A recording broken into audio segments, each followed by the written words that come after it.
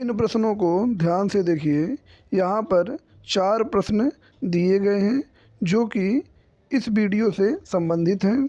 इस वीडियो को देखकर इनका एक शब्दों में उत्तर कमेंट बॉक्स में दें। आइए अब शुरू करते हैं आज का पाठ। अब हम देखते हैं मृदा संसाधन। मृदा क्या होती है पहले इसे देखते हैं। इसमें हम देखते हैं कि मृदा क्या है, मृदा संसाधन क्या है, फिर इससे लाभ क्या है, इसमें समस्या क्या आएगी और उस समस्या का उपाय देखेंगे। 4 चीज़ें हमको इसमें देखना है। तो सबसे पहले हम देखते हैं मृदा की परिभाषा। तो मृदा क्या है? पृथ्वी के ऊपरी सतह पर, ठीक है, जो धरातल है इसके ऊपरी सतह पर असंगठित पदार्थों की एक परत है। ठीक, इसमें असंगठित पदार्थ है जो बहुत अच्छे से आपस में जुड़े हुए नहीं हैं। जैसे मृदा को तोड़कर दाने दाने को अलग किया जा सकता है। असंगठित पदार्थों का क्या है? आवरण है, जिसमें विभिन्न प्रकार के जैविक तथा अजैविक पदार्थ एक निश्चित मात्रा में पाए जाते हैं और इसमें मृदा वायु और मृदा जल भी पाया जाता है। बिना मृदा वायु और मृदा जल के कोई भी फसल वहाँ उपजाई नहीं जा सकती है। अब जैविक पदार्थ क्या होता है? जैविक पदार्थ को हम ह्यूमस भी बोलते हैं। ठीक, ह्यूमस क्या होता है? जब कोई पेड़ पौधे पत्ती या कोई भी ऐसा जैविक अपशिष्ट जैसे गोबर है, जब वह सड़ जाता है तो वह वहाँ खाद के रूप में जो काम करता है उसी को हम क्या कहते हैं? ह्यूमस कहते हैं। ठीक है। और अजैविक पदार्थों में क्या है? ऐसे निर्जीव तत्व जो मृदा के कणों को बनाते हैं। ठीक, और क्या बनाएंगे? ये रासायनिक तत्वों को बनाएंगे। कण और रासायनिक तत्व कहाँ से बनते हैं? अजैविक पदार्थों से। और जो खाद बनता है या उपजाऊपन आता है वह ह्यूमस की वजह से या जैविक पदार्थों से आता है। ठीक है, इस परिभाषा को आप चाहे तो नोट कर सकते हैं और याद कर लीजिए। यह देखिए, मृदा को कुछ इस प्रकार से लंबवत रूप में बांटा जा सकता है। अगर हम कहीं गहरी खुदाई करेंगे तो मृदा हमें कुछ इस प्रकार से दिखाई देगी। ठीक है, एक विकसित मृदा में 4 प्रकार के लेयर सामान्य रूप से पाए जाएंगे। ये सबसे ऊपरी भाग है। ठीक है, दूसरे भाग को हम कहते हैं उपमृदा स्तर और तीसरे भाग को अपक्षयित आधारी स्तर, और यह बेस चट्टान होती है जिसको अपक्षयित रहित, मतलब जिसका अपक्षय नहीं हुआ है। ठीक, इसको समझ लेते हैं क्या है। देखिए, जब पृथ्वी बनी होगी तो जो सबसे कठोर चट्टान है कुछ इस प्रकार से रही होगी। ठीक है, ये सबसे कठोर चट्टान है, इसी को हम आधारी चट्टान बोलेंगे। अब वर्षा और सूर्य की उष्मा के कारण क्या हुआ? ये चट्टानों के कुछ टुकड़े टूटने लगे। ठीक है, ये टूट टूट के इस पे बिखर जाएंगे। ठीक है, तो ये आपका हो गया अपक्षयित स्तर। टूटने फूटने को अपनी जगह पे, चट्टानों के अपने जगह पे टूटने फूटने को अपक्षय कहते हैं, तो इस कारण से इसे अपक्षयित स्तर कहा जाएगा। अब इस अपक्षयित वाले स्तर पर कुछ रासायनिक क्रियाएं होंगी और इस पर कुछ भौतिक परिवर्तन भी होगा, जिससे यह और छोटे छोटे कणों में बालू इत्यादि के जैसे या मृतिका के रूप में हो जाएगा और इसमें कई सारे रासायनिक तत्व भी मिल जाएंगे। और सबसे ऊपरी स्तर क्या होता है? इसमें जब वनस्पतियां उगने की वजह से यह लेयर धीरे धीरे जम जम के बढ़ेगा तो यह सबसे उपजाऊ स्तर माना जाता है। ठीक है, इसमें सबसे महीन कण होंगे मृदा के और इसमें ह्यूमस इत्यादि चून और विभिन्न प्रकार के रासायनिक तत्व भी पाए जाते हैं। सबसे उपजाऊ यही स्तर होता है जिसमें हम फसलों की खेती करते हैं। ठीक, अब हमने ऊपर जो पंजाब और हरियाणा में लवणीकरण या क्षारीकरण की समस्या देखी थी, इसको यहाँ हम और आसानी से समझ सकते हैं। देखिए क्या है, हम उन क्षेत्रों में अधिक सिंचाई करते हैं जैसे पंजाब, हरियाणा, राजस्थान, पश्चिमी उत्तर प्रदेश, एक ऐसे क्षेत्र हैं जहाँ वर्षा कम होती है, लेकिन सिंचाई के जल से हम इस क्षेत्र को या खेत को भर देते हैं। ठीक, अब इसके नीचे तक जो है, जहाँ तक जल स्तर है, ये केस नलियों के द्वारा आपस में जुड़ जाते हैं, ऊपर जो हमने भर दिया है जल से। ठीक है, केस नली से जुड़ गए, लेकिन ज़्यादातर समय यहाँ वर्षा होती नहीं है और जब वर्षा नहीं होगी तो यहाँ उष्मा अधिक होगी, गर्मी अधिक होगी। इसकी वजह से क्या होगा? वाष्पीकरण होगा। वाष्पीकरण की वजह से ऊपर की जो पानी है, ऊपर का पानी भाप बनकर उड़ जाएगा, ठीक है। और यह चूंकि नीचे वाले स्तर से जुड़ा हुआ है जिसमें विभिन्न प्रकार के लवण पाए जाते हैं, वहाँ से यह जल अपने ऊपर की ओर खींचना प्रारंभ करेगा और यह जल ऊपर आएंगे और अपने साथ वही लवण भी घोल कर लाते हैं और धीरे धीरे यहाँ एक लवण की परत बिछ जाती है, जिस कारण से वह खेत एकदम सफ़ेद दिखाई देने लगता है और जल सोखने की क्षमता भी उसकी कम हो जाती है, क्योंकि यहाँ एक ऐसी परत बन गई है जो जल को कम सोखती है। तो इस वजह से वहाँ मिट्टी खराब हो जाती है। इसको आप समझ गए होंगे। मृदा कैसे संसाधन है? एक प्राकृतिक संसाधन है और नवीकरणीय योग्य संसाधन है, ठीक है। अगर मृदा का विवेकपूर्ण इस्तेमाल किया जाए तो वह बार बार उपयोग किया जा सकता है, ठीक है। कुछ सेंटीमीटर मृदा यानी कि एक पतली मृदा का स्तर बनने के लिए लाखों वर्ष का समय लगता है और यह प्राकृतिक रूप से चलता रहता है, लेकिन जब मनुष्य इसमें परिवर्तन करने लगता है तब में यह संतुलन बिगड़ जाता है। मृदा के निर्माण के लिए क्या क्या आवश्यक तत्व हैं? तो इसमें पहला है उच्चावच, दूसरा है जनक सेल और तीसरा है संस्तर सेल। जनक सेल को ही हम संस्तर सेल भी बोलते हैं। जलवायु, वनस्पति और अन्य जैविक पदार्थ, ये सारे तत्व मिलकर मृदा के निर्माण को प्रभावित करते हैं। किस प्रकार? देखिए, अगर जनक सेल बहुत कठोर होगी तो वहाँ धीरे धीरे मृदा का निर्माण होता है, क्योंकि वह वर्षा और ताप से धीरे धीरे टूटेगा। उच्चावच, अगर मान लीजिए कोई ढाल वाला क्षेत्र है, उच्चावच का अर्थ होता है ऊंचाई नीचाई। अगर कोई ऊंचा क्षेत्र है तो यहाँ कोई पदार्थ टूटेगा तो क्या होगा? लुढ़क कर नीचे आ जाएगा, तो मृदा का निर्माण यहाँ जल्दी जल्दी नहीं होकर मृदा का निर्माण यहाँ होगा, ठीक है। अब देखिए जलवायु। जलवायु का मतलब वहाँ कितनी वर्षा होती है और ताप है। जहाँ वर्षा अधिक होगी और ताप अधिक होगा वहाँ चट्टान जल्दी जल्दी टूटेंगी और वहाँ मृदा तेज़ी से बनेगी। वनस्पतियाँ और अन्य जैविक पदार्थ, जिन क्षेत्रों में अधिक वनस्पति पाई जाएगी वहाँ ह्यूमस या जैविक पदार्थ, जो सड़ा गला हुआ पदार्थ है, वो अधिक पाया जाएगा, ठीक है। तो वहाँ धीरे धीरे मृदा अधिक उपजाऊ हो जाती है। घास वाले क्षेत्रों में, जो प्राकृतिक रूप से घास के मैदान वाले क्षेत्र है, इसी कारण से विश्व के सबसे उपजाऊ क्षेत्र माने जाते हैं, क्योंकि वहाँ हजारों वर्षों से घास उगते थे और उनसे हमने वहाँ पर ह्यूमस का निर्माण हुआ है या जैविक पदार्थ या खाद का निर्माण हुआ है और वह सबसे उपजाऊ क्षेत्र माने जाते हैं। इसी प्रकार से जो प्राकृतिक तत्व हैं वो मृदा के निर्माण को प्रभावित करते हैं, ठीक है। ताप परिवर्तन, बहते हुए जल की क्रिया, अपघटन इत्यादि इसके निर्माण में योगदान देती है, जो बता दिया गया है। मृदा में जैव तथा अजैव पदार्थ दोनों पाए जाते हैं। अभी हमने आपको बताया, मान लीजिए अगर ये कोई चट्टान है, यहाँ जब ये टूटेगा तो ये छोटे छोटे टुकड़ों में टूटेगा, फिर ये क्या होगा? एकदम महीन महीन कणों के रूप में बदल जाएगा।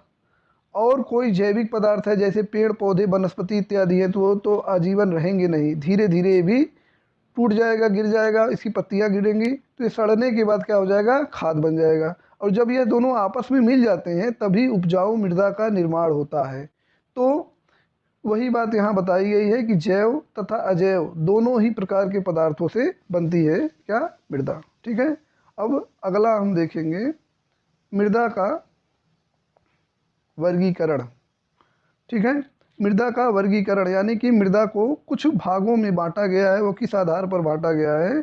उनके रंग, रूप, आकार, गठन इत्यादि के आधार पर मृदा को निम्न प्रकारों में बांटा गया है।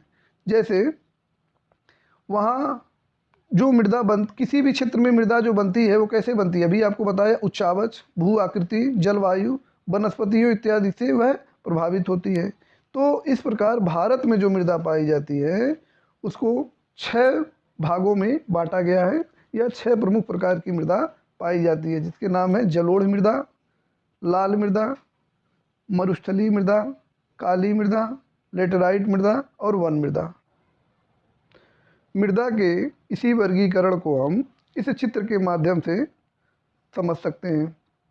यह वाला जो भाग है यह हिमालय का क्षेत्र है, यानी कि वहाँ पर्वत पाए जाते हैं। तो वहाँ जो मृदा पाई जाएगी उसे पर्वत या वन प्रकार की मृदा कहेंगे। ये जो हल्का हरा क्षेत्र आप देख रहे हैं यह क्या है? यह है आपका जलोढ़ मृदा, ठीक। जलोढ़ मृदा का मतलब होता है जल से जो मृदा बनती है उसको बोलते हैं जलोढ़ मृदा। तो यह नदियों द्वारा लाए गए पदार्थों के जमाव से बना है, इस कारण से इसे हम जलोढ़ मृदा कहते हैं। यह जो हिस्सा आप देख रहे हैं यह लाल एवं पीली मृदा का क्षेत्र है। ठीक है, हिस्सा काली मृदा का क्षेत्र है। ठीक है, यहाँ कौन सी मृदा है, ये काली मृदा का क्षेत्र है।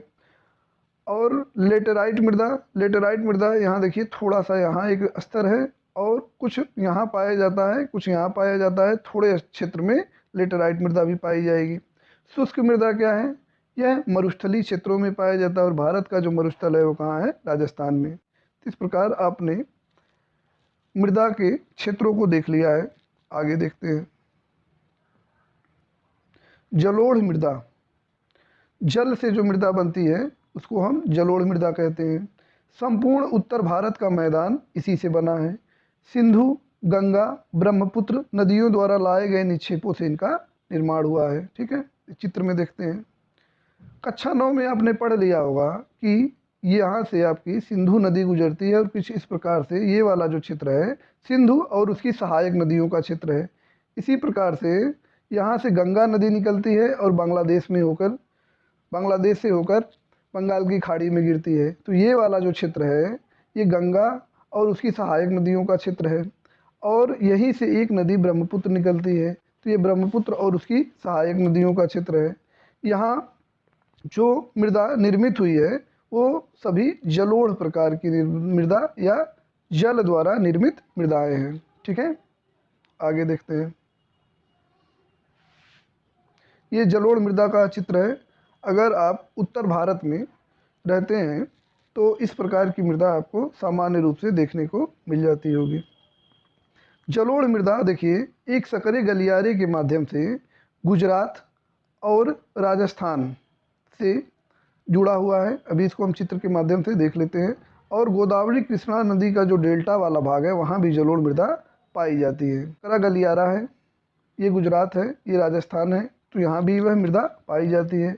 उसके साथ ही यह नदी का जो डेल्टाई क्षेत्र है यहाँ भी वह जलोढ़ मृदाएँ ही पाई जाती है। जैसे यहाँ महानदी, कृष्णा, गोदावरी, कावेरी इत्यादि नदियाँ जो भी है वह जलोढ़ मृदा का निर्माण करती है। नदी का डेल्टाई भाग हमेशा जलोढ़ मृदा से ही बना होगा। ठीक है, अगला देखते हैं। इसमें रेत, सिल्ट, मृत्तिका इत्यादि विभिन्न अनुपात में पाई जाती है। नदी के मुहाने से, यानी कि नदी जहाँ पर समुद्र में मिलती है, जैसे ये नदी है तो ये समुद्र में जहाँ मिलती है उसको मुहाना बोलते हैं। और इससे ऊपर की तरफ आप जब जाएंगे, पीछे जाएंगे, तो कणों का आकार बढ़ता जाता है। ऐसा क्यों होता है, देखिए जब नदी निकलती है किसी पर्वतीय क्षेत्र से तो वहाँ उसका ढाल अधिक रहता है। जब ढाल अधिक रहेगा तो जल का वेग भी अधिक रहेगा, उसमें भार वहन करने की शक्ति भी अधिक रहेगी और ये अपने साथ बड़े बड़े टुकड़ों को लेकर आगे बढ़ती है। लेकिन जैसे जैसे ये ढाल कम होता जाता है नदी इन टुकड़ों को छोड़ती जाती है और अंतिम में जो डेल्टा बनाते हैं वह सबसे महीन कण होते हैं। ठीक है, सबसे महीन कण होते हैं। और इधर से हम जैसे ही पीछे जाएंगे तो कणों के आकार में वृद्धि होने लगेगी। ठीक है, अब जलोढ़ मृदा को उनके आयु के आकार पर बांगर और खादर 2 रूपों में बांटा गया है। तो यानी जो पुरानी जलोढ़ मृदा है उसको बांगर कहेंगे और जो नई जलोढ़ मृदा है उसको हम खादर कहेंगे। तो नई जलोढ़ मृदा कहाँ पाई जाएगी, नदी के मुहाने पर। ठीक है, यहाँ धीरे धीरे आगे बढ़ता जाएगा डेल्टा। आपने 9 में पढ़ा होगा कि डेल्टा निर्माण किस प्रकार होता है और ये धीरे धीरे बढ़ता जाता है और यहाँ सबसे नई प्रकार की मृदा होगी और जबकि जहाँ से नदी निकल रही है वहाँ सबसे पुरानी प्रकार की मृदा होगी। तो भारत में जो पश्चिमी उत्तर प्रदेश, पंजाब, हरियाणा का क्षेत्र है, जैसे गंगा नदी इधर से आ रही है तो यहाँ जो होगा आपका बांगर वाला क्षेत्र होगा। ठीक है, और यहाँ आपका जो है ये वाला हिस्सा खादर वाला क्षेत्र होगा। ठीक है, जो नई मृदा बनेगी वो यहाँ बनेगी बिहार और बंगाल के पास, और जो पुरानी मृदा है वो पंजाब, हरियाणा, राजस्थान के आसपास बनी हुई है। अगला देखते हैं। बांगर मृदा में कंकड़ ग्रंथियां पाई जाती हैं। ये वास्तव में चूने के छोटे छोटे टुकड़े होते हैं जो इसमें पाई जाती हैं। ठीक है, बांगर मृदा की तुलना में खादर मृदा अधिक महीन होगी। यह क्यों होगा अभी हमने आपको बता दिया, ठीक है। जलोढ़ मृदा बहुत उपजाऊ होती है, और जब उपजाऊ होगी तो वहाँ खेती भी अधिक होगी, और जब खेती अधिक होगी तो वहाँ जनसंख्या घनत्व या लोग अधिक रहेंगे। इसमें पोटास, फास्फोरस और चूना पर्याप्त मात्रा में पाया जाता है। सूखे वाले क्षेत्रों में यह मृदा क्षारीय होती है, और इन मृदाओं के उपचार अगर कर दिया जाए अच्छी तरीके से तो इसमें सिंचाई करके पैदावार को बढ़ाया जा सकता है। जैसे देखिए, अगर मृदा क्षारीय है, अगर मृदा में क्षारीय है तो इसका सामान्य बनाने के लिए क्या करेंगे, इसमें अम्लीय पदार्थ डालेंगे, तो इसका उपचार क्या होगा, इसमें हम जिप्सम मिला देंगे, ठीक है। और अगर मृदा अम्लीय है, इसको नोट कर लीजिएगा, बहुत महत्वपूर्ण चीज़ है, अगर मृदा अम्लीय है तो इसमें हम चूना मिला देंगे जो कि एक क्षार है, तो इससे मृदा न्यूट्रल हो जाएगी, सामान्य हो जाएगी, ठीक है, जिससे हम इसमें आसानी से कृषि कर सकते हैं। दूसरी जो महत्वपूर्ण मृदा है वह है काली मृदा। काली मृदा कहाँ पाई जाती है, इसका हम क्षेत्र देख लेते हैं। तो यह पाई जाती है महाराष्ट्र, सौराष्ट्र, मालवा, मध्य प्रदेश, छत्तीसगढ़ इत्यादि राज्यों में पाई जाती है, और कृष्णा गोदावरी के घाटियों में कुछ क्षेत्रों में यह मृदा पाई जाती है। यहाँ देखिए,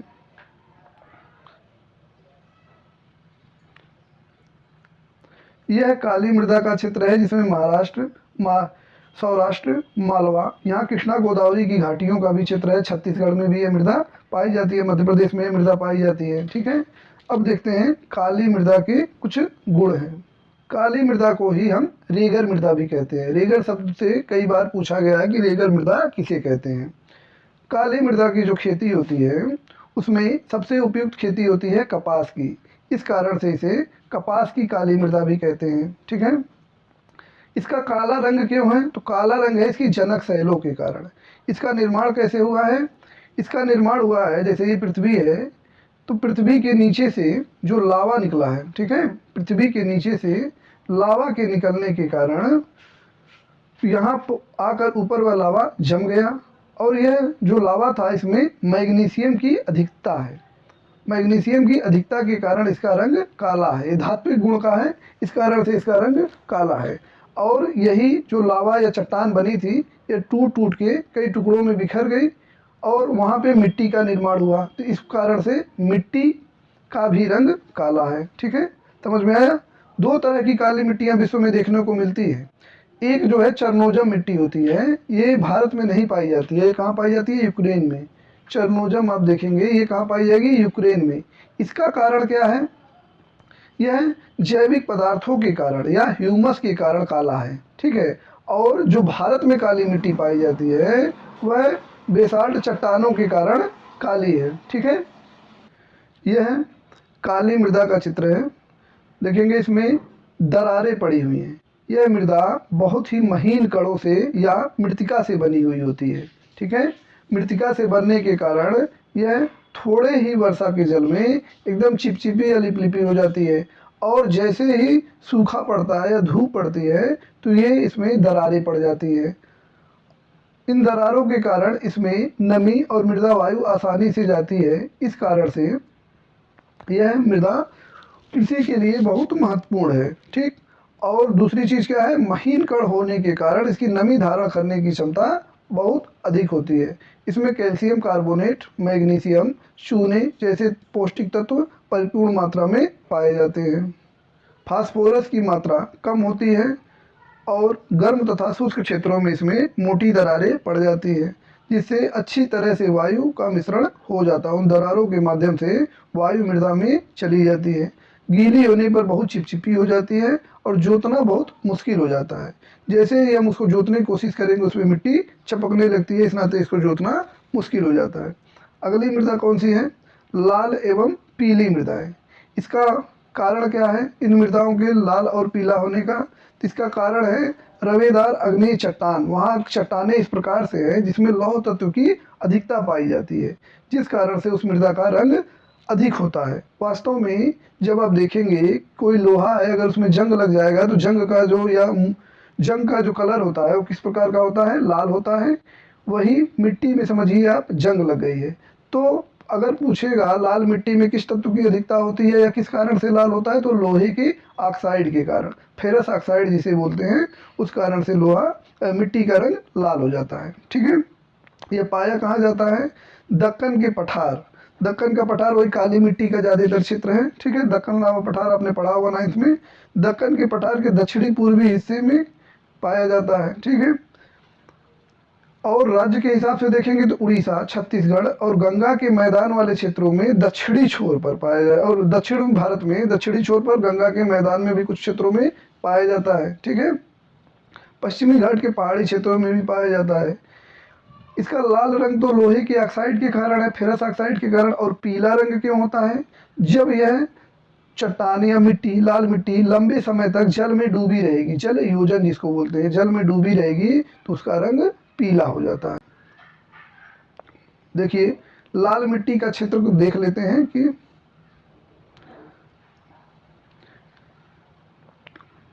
यह देखिए, यह है लाल मिट्टी का क्षेत्र। ठीक, अब ये वाला पूरा हिस्सा लाल मिट्टी का क्षेत्र है, ये लाल मिट्टी का क्षेत्र है, यहाँ कुछ हिस्सा है, यहाँ कुछ हिस्सा है। ठीक है, ये लाल मिट्टी का क्षेत्र है। अगली मिट्टी हम पढ़ेंगे लेटेराइट मिट्टी, उसका क्षेत्र भी हम देख लेते हैं कि ये है, यानी कि पश्चिमी घाट का पश्चिमी क्षेत्र।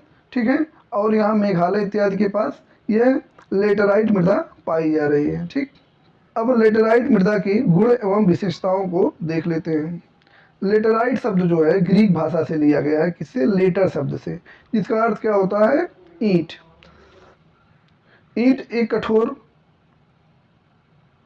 ईंट कठोर होता है। ठीक है, तो इसी प्रकार से यह मिट्टी भी कठोर होगी। ठीक है, लेकिन यह इसका एक गुण है। दूसरा गुण क्या है कि इस पे जब जल पड़ता है, जल के पड़ने से ये क्या हो जाएगा, यही कठोर मृदा मुलायम हो जाती है। ठीक है, लेकिन ईंट को आप कितना भी पानी में भिगो कर रखे वह मुलायम नहीं होगी, लेकिन यह मृदा मुलायम हो जाती है, यही इसका विशिष्ट गुण है।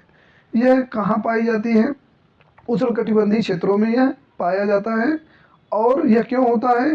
तो किसी क्षेत्र में अगर कुछ समय वर्षा होती है फिर सूखा पड़ता है, वर्षा हुआ फिर सूखा पड़ा, फिर वर्षा हुआ फिर सूखा पड़ा, यही प्रक्रिया बार बार जब चलती है तो उन क्षेत्रों में लेटेराइट मृदा का निर्माण होता है। ठीक है, एक और गुण होता है, ये देखिए आपका लेटेराइट मृदा है, कठोर दिख रही है देखने से। ठीक है, यहाँ देखिए बहुत ज़्यादा घास फूस नहीं पाया जाता है, पेड़ पौधे लेकिन पाए जाएंगे। ये क्यों होता है अभी आपको बताते हैं। इसमें निच्छालन, ये क्यों होता बनता है? लेटेराइट मृदा बनती क्यों है? निच्छालन के कारण। अब निच्छालन क्या होता है? निच्छालन, इस चित्र को देखिए, निच्छालन क्या होता है कि जब किसी क्षेत्र में अधिक वर्षा होती है तो वह वर्षा नीचे जाती है। ठीक है, और जब यह वर्षा जल्दी जल्दी नीचे जाएगी तो क्या होगा कि अपने साथ पोषक तत्वों को भी लेकर नीचे चली जाती है। ठीक है, तो यह जो इसका उपमृदा स्तर है, पोषक तत्व को यहाँ आ जाते हैं। ठीक है, इस स्तर में पोषक तत्व आ जाएंगे, और यह वाला जो ऊपरी स्तर है यह कम उपजाऊ हो जाता है या अनुपजाऊ हो जाता है, जिसमें हम फसलों को नहीं लगा सकते। क्यों? क्योंकि फसलों की जड़ पतली सी गहरी होती है, तो इसमें पोषक तत्व तो है नहीं, इस नाते इसमें फसलों की खेती नहीं कर पाते। लेकिन पेड़ पौधे और चाय जैसे पौधों का खेती करते हैं। क्यों? क्योंकि पेड़ की जड़ें लंबी होंगी, और लंबी होने के कारण मान लीजिए यहाँ पेड़ लगाते हैं, इसकी जड़ यहाँ से पोषक तत्व ग्रहण करेगी और यह फलेंगे फूलेंगे। ठीक है, तो लेटेराइट मृदा में काजू की खेती, ठीक है, चाय की खेती और भी बागवानी वाली खेती की जाती है। अब यहाँ देखिए, ठीक है, लेटेराइट मृदा कैसी होती है? अम्लीय प्रकार की होती है, पीएच जो है उसका कम होता है। तो अम्लीय प्रकार की मृदा का उपचार किस प्रकार किया जाता है, यह हमें कमेंट में बताइएगा। ठीक है, सामान्यतः पौधों की पोषक तत्वों में कमी होती है, अभी आपको हमने बताया। कहाँ पाया जाता है? यह राज्य दिखा दिया था हमने, पश्चिमी घाट का पश्चिमी क्षेत्र, जिसमें महाराष्ट्र आता है, उड़ीसा का कुछ क्षेत्र है, पश्चिम बंगाल का कुछ भाग आता है, उत्तर पूर्वी राज्यों में भी पाया जाता है। ठीक है, इसमें पर्णपाती एवं सदाबहार वन पाए जाते हैं। कर्नाटक, केरल और तमिलनाडु में इसमें चाय और कॉफ़ी की खेती की जाती है। आंध्र प्रदेश और केरल की लेटेराइट मृदा में काजू की खेती अधिक महत्वपूर्ण है। ठीक है, अगली मृदा है मरुस्थलीय मृदा। तो मरुस्थल का सामान्य गुण क्या है? वर्षा बहुत ही कम होगी। ठीक, तो उसी प्रकार से मिट्टी के निर्माण में भी वहाँ अलग अलग गुण पाए जाएंगे। मरुस्थलीय मृदा के गुण के विषय में देख लेते हैं। इसका रंग कैसा होता है? लाल और भूरा होता है। रेतीला होगी आमतौर पर और लवणीय होता है। ठीक, अभी हमने बताया कि लवणी क्यों होता है, जो पंजाब हरियाणा का कारण है वही कारण लगभग यहाँ भी होता है, जो प्राकृतिक रूप से है। रेतीला क्यों होगा? क्योंकि वर्षा कम होती है। शुष्क जलवायु और उच्च तापमान के कारण जलवाष्पन की दर अधिक होती है, ह्यूमस की मात्रा कम पाई जाएगी। क्यों? क्योंकि यहाँ वनस्पतियाँ ही कम होंगी, इस नाते ह्यूमस भी कम होगा। ठीक है। मृदा के नीचे कैल्शियम की एक परत जो है मृदा के नीचे कैल्शियम की मात्रा बढ़ने से क्या होता है कि जो ऊपर का जल है, जैसे मृदा है, अगर इसके नीचे एक महीन कण विषा परत बन जाएगी तो ये इन्फिल्ट्रेशन या मृदा का नीचे छन छन के नहीं जा पाता। इसको अंतः स्यंदन भी कहते हैं। ठीक है, तो यह समस्या आती है। सिंचाई करके इस मृदा को अच्छा किया जा सकता है, जैसे पश्चिमी राजस्थान में किया गया है। ठीक है।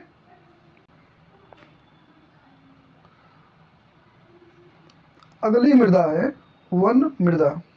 यह मृदा कहाँ पाई जाएगी? अभी आपको हमने चित्र में दिखाया था, पर्वतीय और पहाड़ी क्षेत्रों में। हिमालय का जो क्षेत्र है वहाँ वन मृदा पाई जाती है। इसमें दोमट और सिल्टदार कहाँ होंगी? घाटी क्षेत्रों में। नदी की जो घाटियाँ होंगी वहाँ दोमट या महीन कण पाए जाएंगे, जबकि ढाल वाले क्षेत्रों में मोटे मोटे कण पाए जाते हैं। यह मृदा भी अम्लीय प्रकार की होती है, और अम्लीय मृदा को हम कैसे सही कर सकते हैं? उसमें चूना डाल के। अब अगला विषय है हमारा मृदा का अपर्दन। ठीक है, अपर्दन क्या होता है और संरक्षण क्या होता है? तो संरक्षण से आशय है कि बचाना, उसका बचाव करना। किस बात से? अपर्दन से। और अपर्दन का अर्थ होता है कटाव। मृदा का कट कर बह जाना अपर्दन कहलाता है। ठीक, अब अपर्दन से समस्या क्या होती है, तभी ना उसका बचाव करेंगे। तो मृदा के कटाव और उसके बहाव की प्रक्रिया को अपर्दन कहते हैं। मृदा के कटाव तथा बनने की प्रक्रिया सामान्यतः साथ साथ चलती है और दोनों में संतुलन पाया जाता है। जैसे मृदा एक जगह से कटती है, यानी एक जगह से अपर्दित होती है, तो दूसरे जगह बनती भी है। जैसे उत्तर भारत के जो हमने मैदानों का निर्माण देखा, वह नदियों के द्वारा हुआ है कि नहीं? और नदियाँ यह तत्व कहाँ से काट के लाती हैं? पहाड़ों से काट के लाती हैं, और यहाँ मैदानों में जमा करके मैदान का निर्माण किए हैं। यह प्रक्रिया प्राकृतिक रूप से चलती रहती है, और कहीं अपर्दन होता है तो कहीं जमा होता है। लेकिन मनुष्य के कारण इस कटाव वाली प्रक्रिया या अपर्दन की प्रक्रिया में तेजी आई है, और इसी कारण से प्राकृतिक शक्तियाँ और भी प्रभावी होकर अपर्दन करती हैं, जिससे कि विभिन्न प्रकार के नुकसान होते हैं। ठीक है, तो इसका नुकसान क्या है? इससे उपजाऊ परत जो होती है, उपजाऊ मिट्टी जो होती है, वह बह जाती है, और कृषि के लिए भूमि अनुपजाऊ होती है। और क्या होता है? इससे भूमि ऊबड़ खाबड़ हो जाती है, और इसे उत्खात भूमि या बैडलैंड्स कहते हैं, या उत्खात भूमि कहते हैं। यह चंबल के क्षेत्रों में देखने को मिलता है। ठीक, मृदा अपर्दन का चित्र कुछ इस प्रकार है। ये मृदा अपर्दन का चित्र कुछ इस प्रकार है। यहाँ मृदा का कटाव हो रहा है, और यहाँ देखिए जमा हो रहा है, फिर यह नदी के साथ कट के बहता जाएगा। ठीक है, आगे देखते हैं मृदा अपर्दन के कारण। तो मृदा अपर्दन के कारण देख लीजिए क्या क्या है। मृदा अपर्दन के कारण, पहला है वन उन्मूलन, दूसरा अति पशुचारण, तीसरा खनन एवं निर्माण प्रक्रिया, और चौथा अवैज्ञानिक कृषि। तो वन उन्मूलन क्या है? वनों की कटाई करना या जंगल की कटाई करना। अब पेड़ पौधे जो है मिट्टी को अपनी जड़ों से, देखिए यहाँ पर इस चित्र में आप देख सकते हैं कि पेड़ पौधे मिट्टी को अपनी जड़ों से जकड़े रहते हैं। अगर इस पेड़ को काट दिया जाए तो यह मिट्टी बह जाएगी, जैसा कि यहाँ हमें देखने को मिल रहा है। ठीक है, अगर यहाँ इस पेड़ को काट दिया जाए तो बाकी ये मिट्टी बह जाएगी। इसकी वजह से क्या होता है? मृदा जल के साथ धीरे धीरे कट कर बहती रहती है। तो एक कारण हो गया वन उन्मूलन। दूसरा कारण क्या है? अति पशुचारण। जैसे ये पशुचारण हो रहा है, अगर शुष्क क्षेत्रों में जहाँ घास कम होती है, महाराष्ट्र, राजस्थान, गुजरात का क्षेत्र जो है, यहाँ पर अगर चराई अधिक हो रही है तो घासें अभी उगती हैं, उगते समय ही इसको पशु नोच के खा जाते हैं, तो वहाँ भूमि नग्न हो जाती है और पवन वहाँ हवा को उड़ा के ले जाती है, धूल कणों को या मिट्टी के ऊपरी परत को, तो इससे मृदा अपरदन होता है। तीसरा क्या है, खनन एवं निर्माण क्रिया। ठीक है, जैसे देखिए ये मानवीय कार्य में आएगा खनन एवं निर्माण क्रिया। यहाँ देखिए खनन कार्य हो रहा है और ये काफ़ी हिस्सा तोड़ तोड़ के हम सीमेंट या किसी अन्य काम में उपयोग में लाते हैं, तो इसकी वजह से भी अपरदन हो रहा है। चौथा क्या है, अवैज्ञानिक कृषि। अवैज्ञानिक कृषि से किस प्रकार से मृदा अपरदन हो रहा है, जैसे फसल चक्र को न अपनाना, इसकी वजह से मृदा अनुपजाऊ हो जाती है और एक प्रकार का वह अपरदन ही माना जाएगा। ढाल वाले क्षेत्रों में अगर वैज्ञानिक तरीके से खेती न की जाए तो मृदा का कटाव तेज़ी से होगा और यह मृदा बह जाएगी। यह कब होगा, जब ढाल के समानांतर हम जुताई कर देते हैं तो जल आता है, तो जल में अवरोध नहीं मिलता बल्कि उनको नालियाँ मिल जाती हैं और इन नालियों से होकर मृदा बह जाएगी और मृदा अपरदन हो जाएगा। ठीक है, तो चारों कारणों को आपने देख लिया कि मृदा अपरदन के कारण किस प्रकार से हैं। आगे देखिए,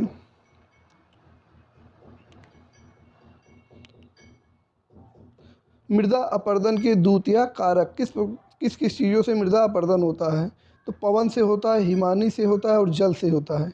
और भी कारण है, अभी 3 ये प्रमुख कारण है जिसको हम यहाँ देखेंगे।